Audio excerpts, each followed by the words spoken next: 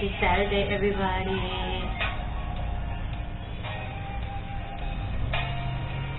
Did I mention synchronicity in the last video? I believe I did. And I believe I did so more than once.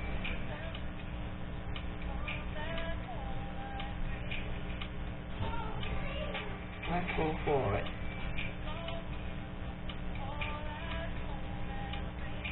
I remember one morning, this may have been,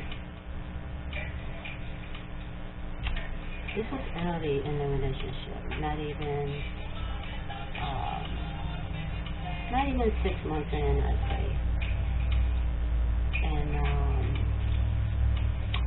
my soulmate was over, and I had to get up that morning to go to bed. To go to bed. I had to get up that morning to go to work. It was raining outside.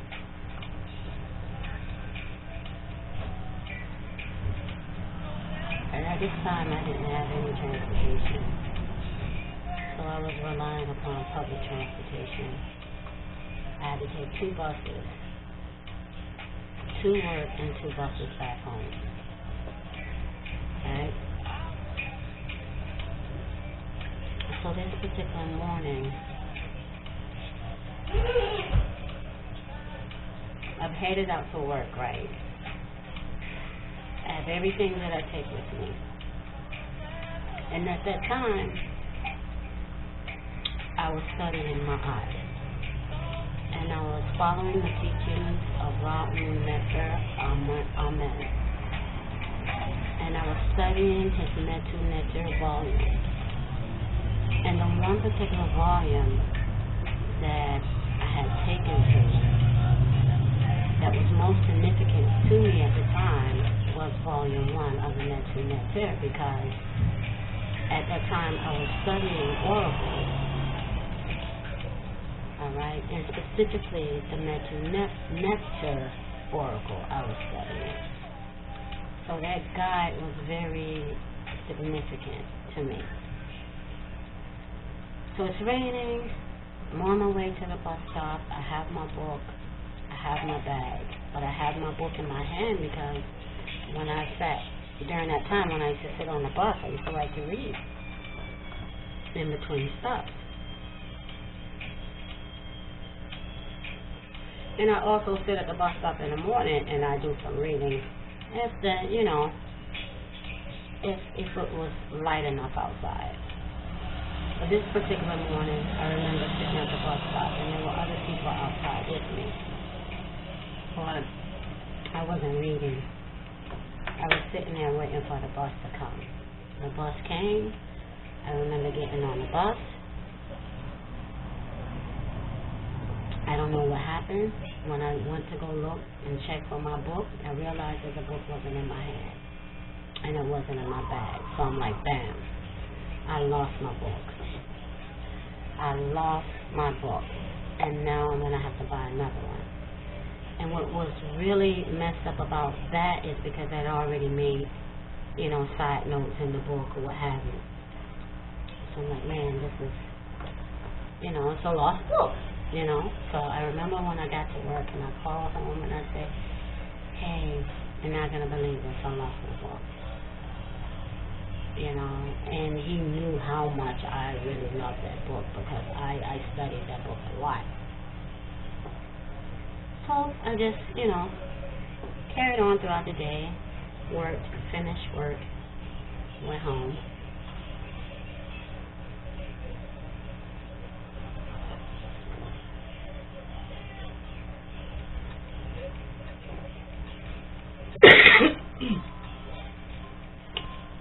I walked in the house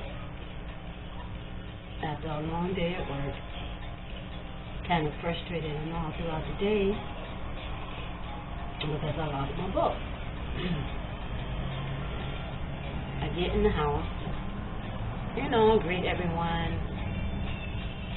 and my soulmate comes up to me and he holds his hand out, and in his hand is my book.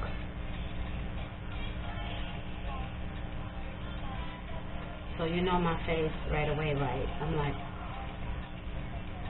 how the hell did he get that book?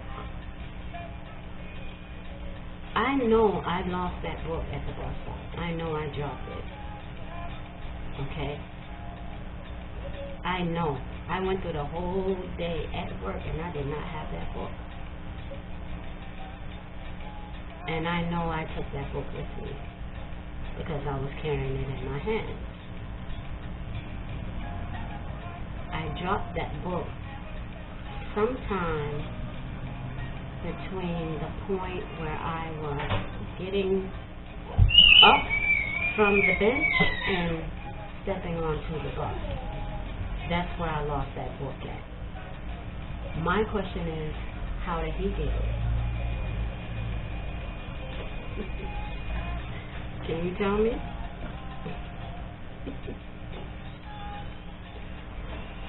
Ooh.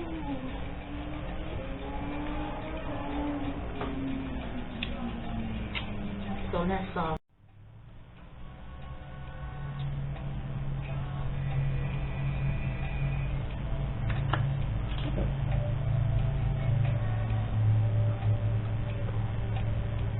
And that's not the first time that something like that has happened.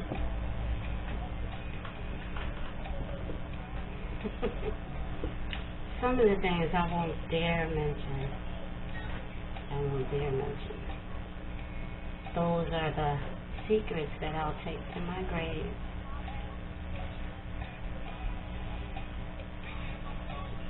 But a lot of phenomenal events.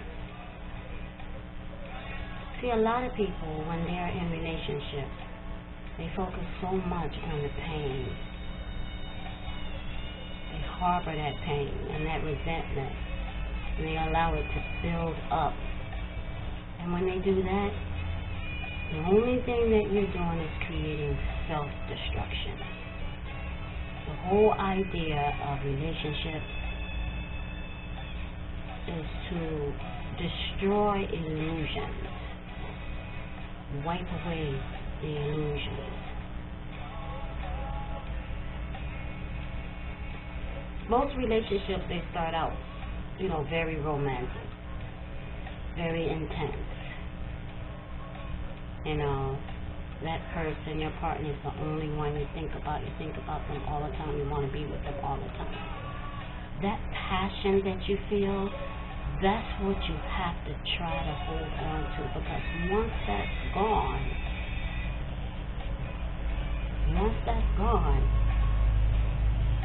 there's nothing really there to keep you together.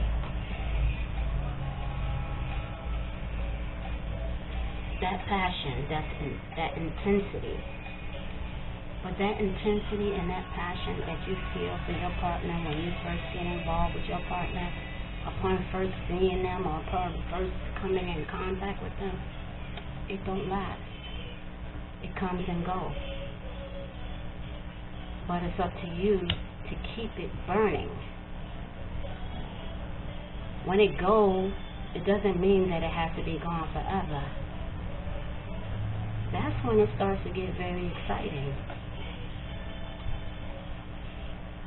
Because now there's room for opportunity to experience yourself, to become creative, and finding new ways to ignite that flame all over again and have it burn with the utmost intensity.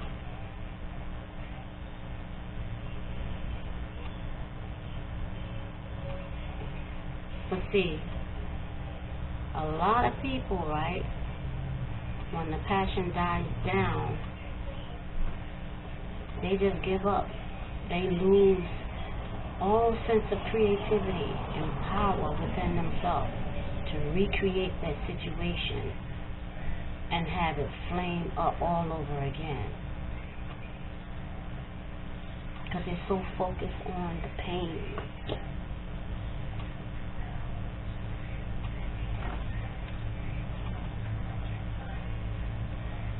But if you focus on pleasure, there will be very little pain.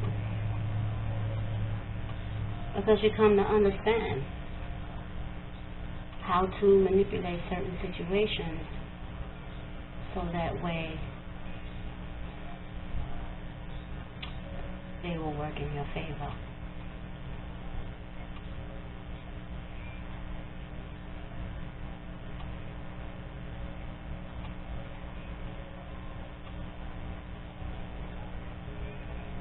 I don't tolerate fuckery or bullshit. I'm not saying I've always been that way. I had to go through a lot to get where I am now. I had to adapt this I come first attitude, and I don't feel bad about it.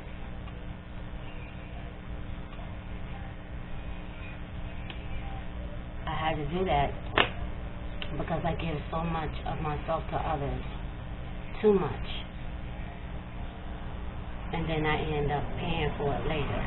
See, some people believe that just because they give their all to a person or to a situation, that they shouldn't be abused. But based on my experiences and what I've learned, if we give too much to a situation, then we are deserving of abuse. We are asking for it. Okay? We're asking for it. Because you are exceeding the balance, which means that you are breaking universal law. You are in disharmony, and that's the truth. If you want success, balance is the key. And there's no mercy for the ignorance, because there are always signs to let you know when you're about to go too far. And if you choose to ignore those signs, then you can almost guarantee that a very powerful lesson is on its way to you. You will learn at some point. If you want to keep yourself protected, then you don't give no more than what is required. Know when to cut it off. If you want someone to meet you halfway, if you're not getting the respect that you think you deserve, that's because you're giving too much of yourself. You're giving in to someone else's demands, and yours are not going to be met.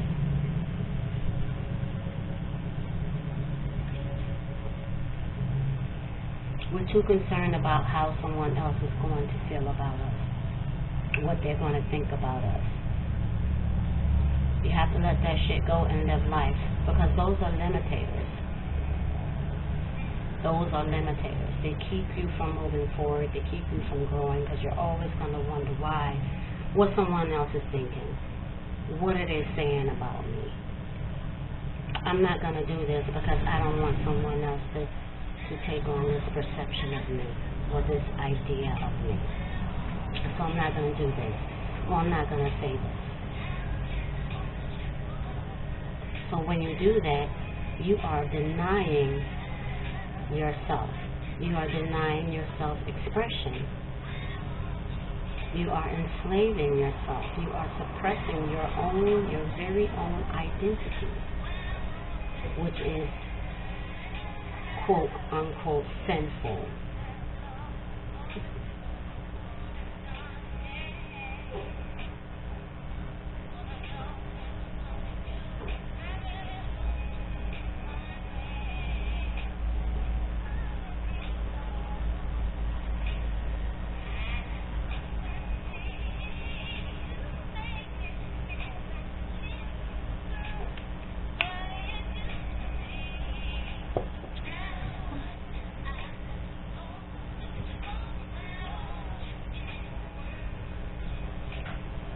Boy, do I have a lot to share with you guys. You ain't heard nothing yet.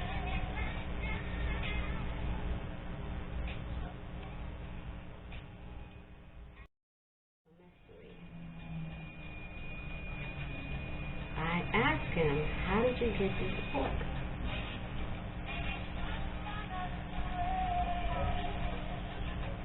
He said he walked to the bus stop.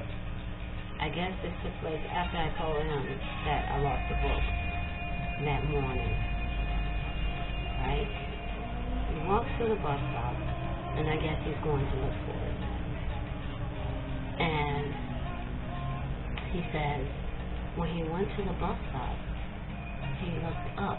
You know how you have the benches at the bus stop? In some states, I don't know how it is. I noticed that it's different, not only in the states, but from city to city. But they have the benches, and then they have the thing that stands over it to keep you dry if it's raining. Well, it was one of those type of bus stops, right? But right on top, you know, it's like kind of like showpiece. You can put things up there. You can hide things up there. Well, I wouldn't say hide, because anyone who knows about that area and they put something up there, they're not really hiding anything. But apparently when he went to the bus stop, that's where he saw my book at. So someone saw the book, right? They must have saw when I dropped the book, or saw the book on the ground. And they picked up the book and they put it there, all right? And the someone that did that was someone who knew me. Someone who saw me every day catching the bus. So when he went up there, that's when he saw the book, and he grabbed it and he started holding it. And what you could see could not see, that book was meant for me to have. Not only that was the book meant for me to have, right? But the way that it came back into my life, it's just like, I'm not leaving. And I still have that same very book today. I mean, it's in pieces, it got tape everywhere, but I still have that same very book today. Alright, I found out that it was actually someone, not someone that I know, but someone that I was familiar with, who caught the bus with me every morning. He saw when I dropped the book, and he picked it up, and he put it there. How I found out was, I probably ran into him about 3 days later, and he asked me, he said, hey, did you get your book? And I said, oh, you found it? He said, yeah, I saw you when you dropped it. He said, because I see you reading the book every morning, and I picked it up and I put it on the thing for you. And I said, yeah, I got it. It came back to me. I said, thank you, I appreciate it. But it's just it was just so crazy how it happened to me. So crazy.